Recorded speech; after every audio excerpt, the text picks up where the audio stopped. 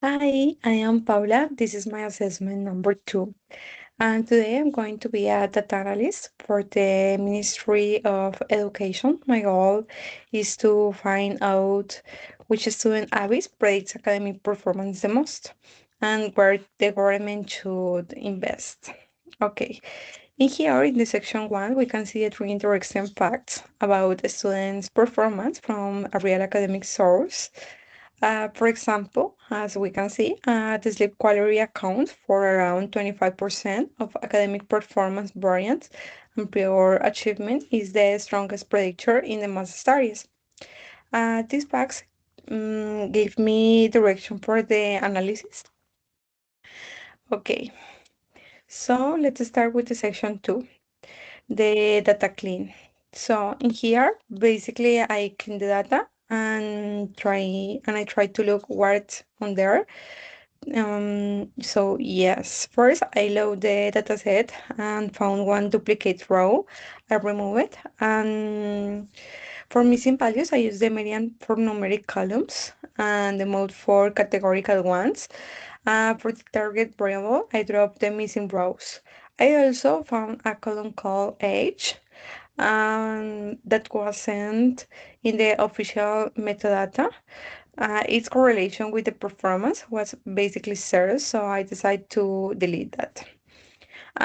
With the no outliers found using the IQR method, and sickness was close to zero, so no transformations needed.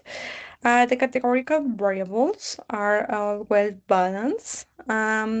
This box plot that we can see just in here show performance by category. The medians look very similar across groups. So that means that categorical variables probably won't matter much in the regression. And the most important finding, prior sources correlators by 0.92 with academic performance. That extremely strong. Study time is 0.37. Sleep and practice papers are much better. Okay, so as we can see here, the whole tables. Okay, and then here we can start with the section three, with the regression analysis. I saw that the student performance is breakdown by three groups of habits: cognitive, physical, and social. I create one model per group, adding variables progressive. Before finding the models, I check for many things using BAF. All values were below 5 with no issues. So in here we can see the model one is the cognitive habits only, prior sources, story time, practice, papers, and the R square it's around 0.97. These three variables, Alon explains almost the all variance in the performance. Okay, so let's continue with the model two, the cognitive and physical analysis. In here, I add in a sleep part. The score improves a little, sleep helps, but not much, not really. And finally, the model three that we can see just in here. Um, and in the co-curricular study method and study location, their score reach around 0.98. So basically that were the whole models.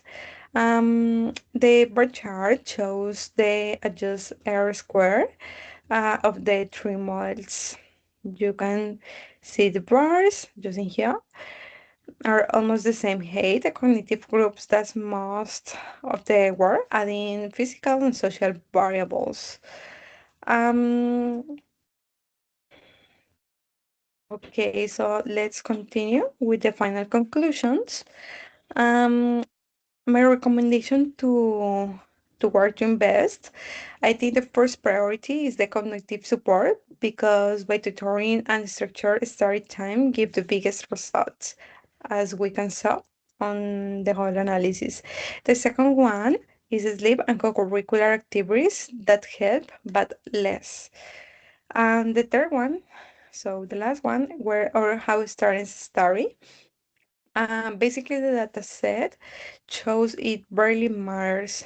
So invest in cognitive support first. That's where the biggest impact is. Thank you so much for your attention.